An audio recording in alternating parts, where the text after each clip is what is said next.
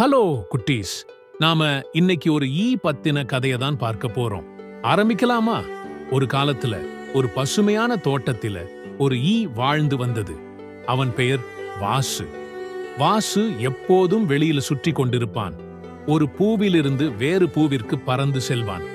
அவனுடைய வாழ்க்கையை நன்கு அனுபவித்துக் கொண்டிருந்தான். வாசு எப்போதும் ஆற்றலுடனும் உற்சாகத்துடனும் இருப்பான். அவன் எதை பற்றியும் கவலைப்படாமல் தனக்கு பிடித்ததை செய்வான். ஒரு விஷயம் செய்வதற்கு முன் யோசித்து செயல்பட மாட்டான். ஒரு நாள் காலையில் ஒரு வீட்டிலிருந்து ருசியான வாசனை வாசுவை கவர்ந்து இழுத்தது. அவனுக்கு திறந்திருக்கும் ஜன்னல் தெரிந்தது.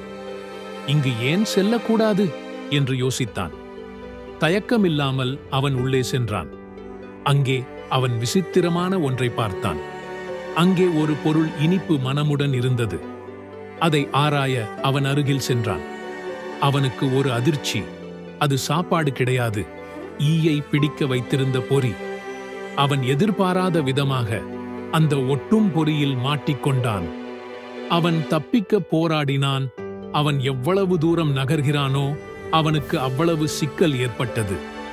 அவன் யோசித்தான், இந்த வீட்டிற்குள் வருவதற்கு முன் மிகவும் ஜாக்கிரதையாக இருந்திருக்க வேண்டும்.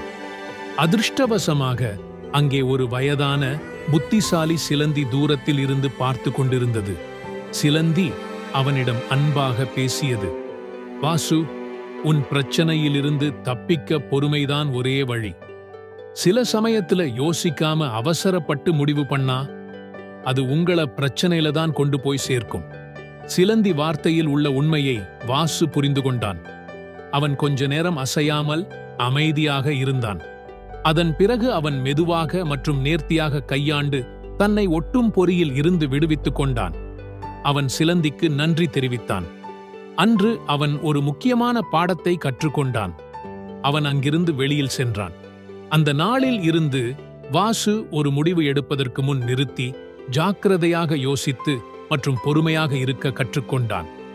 அவசரமான செயல்கள் பிரச்சனைகளுக்கு வழி நடத்திச் செல்லும்.